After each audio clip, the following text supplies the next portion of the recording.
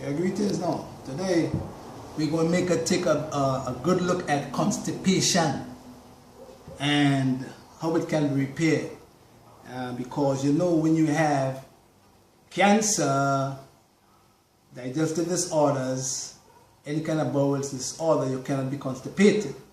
And constipation is one of the main cause of hemorrhoids and colon cancer, and fibroids, ovarian cysts, PCOS, and all these other conditions that affect a woman's daily life. Alright?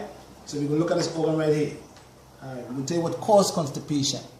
A lot of the food shouldn't cause it. Now, this is the organ that is very significant in keeping you healthy. It's called the colon or the lower bowel. And you notice that different parts of this organ correspond to different parts of the body. So, for instance, the hepatic flexure corresponds to the liver, the gallbladder, and the heart. And this part of the colon, called ascending colon, corresponds to the mammary glands and the thyroid and all the part of the lungs. And then over here, it's called the transverse colon, and the transverse colon corresponds to the esophagus and the trachea. All right, and down here, it's called the splenic flexure, corresponds to the stomach. And then the descending colon corresponds to the kidney and the adrenals, and all along the sigmoid colon corresponds to the testicles, and a woman's uterus and a man's prostate gland over here. All right? So the colon is significant in keeping the glands and the organs and the blood well. That's significant. Because once you get constipated, you're going to have a problem. Let's look at foods that cause constipation. All right? And we're going to tell you how you can rectify constipation by using certain foods in your diet to help to remove all the toxins that build up in this particular area.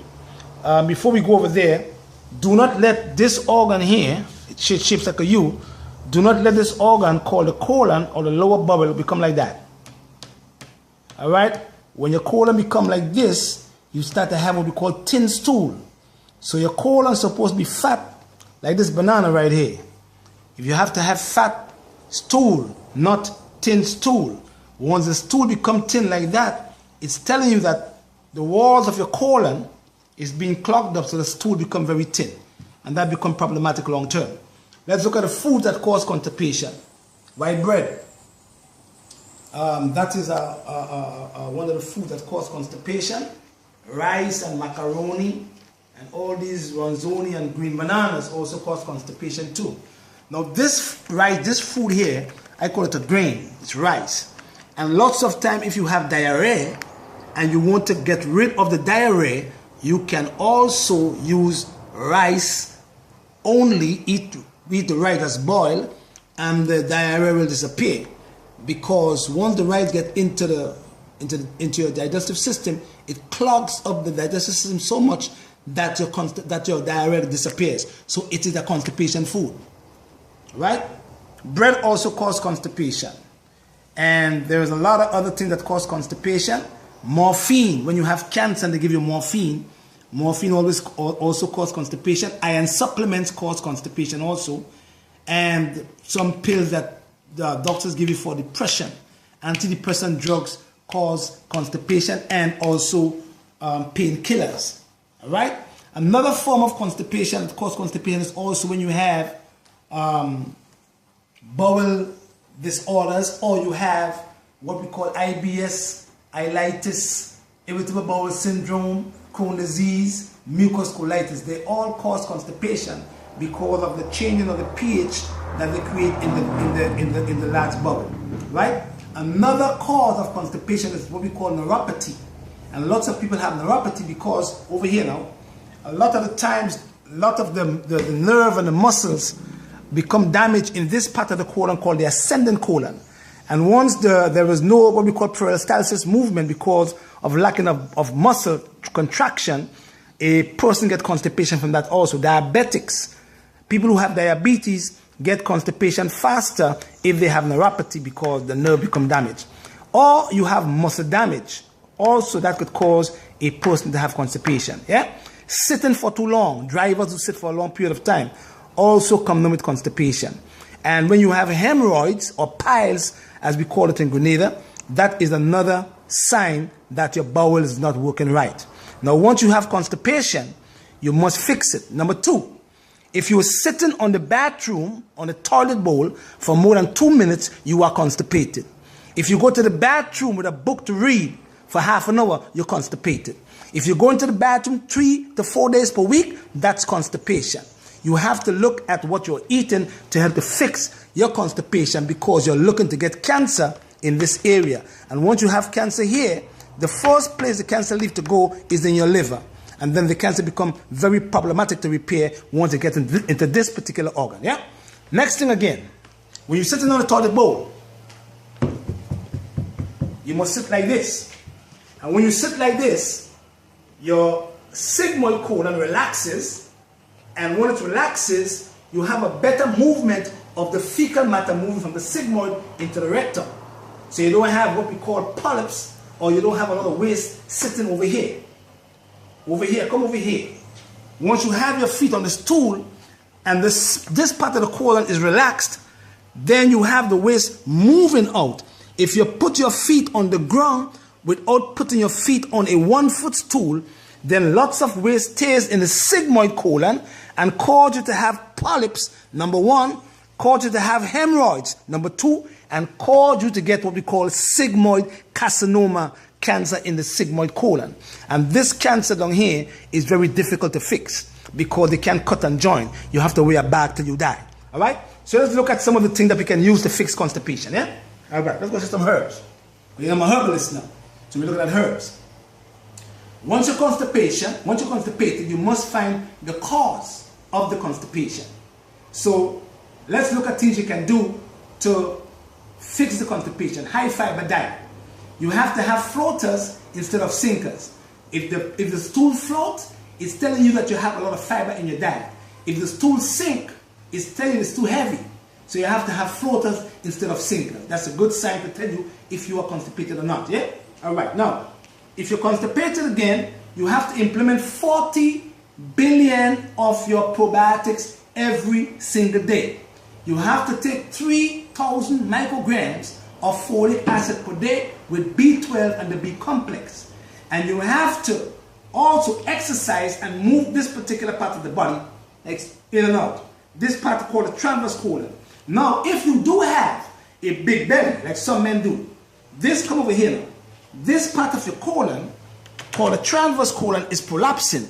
Once you have a prolapsing of this particular part of the colon, it drops, and once it drops, it touches the small intestines, because of the, it's about 21 feet long. Once it touches your small intestines, you get what we call a distended stomach. We call it the big belly man, right? Because this part of the colon drops and it prolapses and touches your small intestines, and you start to have trouble going to the bathroom also. All right. Now, so we look at B12, folic acid, magnesium. Go over here now. Magnesium oxide, 800 to 1,000 milligrams per day, because if you have too much calcium floating around in your body, you will become constipated. All right. So you have to have magnesium to move the calcium out, so that it don't cause you to be constipated, okay? All right, let's look at some herbs now. When you're constipated, you look at your liver. Because without your liver, you can't go to the bathroom. Ain't no doctor could do that too, right? So we're looking at dandelion root. We're looking at culver root. We're looking at buckthorn bark. We're looking at ginger powder. We're looking at yellow duck root, because with all these herbs, they help the liver to produce more bile. So once the bile is produced by the liver, the bile is dumped into the intestinal tract, and you have better bowel movement. Because once you are constipated as a woman, you are setting yourself up to getting fibroids. Once you are constipated as a woman, you are setting yourself up to get breast cancer. Once you are constipated as a woman, you are also setting yourself up to get uterine cancer. And if you are a man and you have or you're suffering from constipation, you are setting yourself up to get prostate cancer. Why? Because once you are constipated, when the doctor pushes his hand into your rectum, he feels the prostate right here. See right there? Come over here. Look at right there. See the prostate? Prostate, uterus. prostate, uterus. So once you have waste sitting in your sigmoid colon because you are not elevating your feet on a stool while you are in the bathroom, the waste stays in the sigmoid colon and cause your prostate to swell, because now all the waste is seeping into your prostate gland, and once the prostate gland cannot breathe good, you start to get prostatitis, you start to get an enlarged prostate gland, and last but not least, you start to get prostate cancer, all because of this organ here. So this organ is very significant. Do not let waste sit in this organ, because once you have waste sitting here and don't move well, you don't have what we call fast transit time, you will set yourself up of getting parasites. And if you have parasites, we go to here, look over here, we go to black walnut, we go to cloves, we go to wormwood to remove all the parasites that is on the bowels here. And once you have a parasitic infection, you are setting yourself up to get cancer in your brain, a tumor in your brain from the wrong worm. All right? So now you know now for a fact that if you want to prevent constipation, you get your folic acid, you start to take your magnesium, you start to have fast transit time with the food moving from one place to the next, and you're having good elimination, and you're having your bowels staying clean and doing your enemas and your colonics, and you will get good health. Don't forget, I'll be in New York on the 19th of June, and I'm going to be seeing patients from the 19th to the 29th. So until, give Jehovah God the glory. Blessed love.